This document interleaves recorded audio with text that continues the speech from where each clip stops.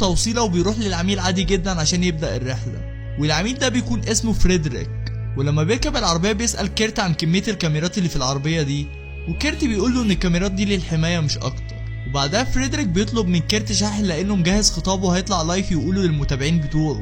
وكيرت بيقول له ان هو كمان عنده متابعين وبيوري له اللايف. وفريدريك بيكون شخص عنصري جدا وبيدعم البيض بس، وبيقول على الناس اللي بشرتها سودا اغبياء. وفي الوقت ده بوبي بيكون هو الوحيد اللي في اللايف بتاع كيرت وبيدعمه. ولما سمع الراجل العنصري اتضايق وكتب لكيرت هو ده الدرس اللي بتقول عليه. بعدها فريدريك شرب من المية اللي كيرت حاططها في العربية وبدأ يظهر عليه أعراض غريبة.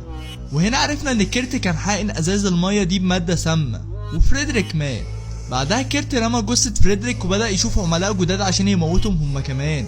وبعدين راح خد عميلة جديدة، ودي ما خدتش اي وقت لانها اول ما ركبت العربية شربت من المية على طول. وكيرت فتح موبايلها ببصمة وشها وعمل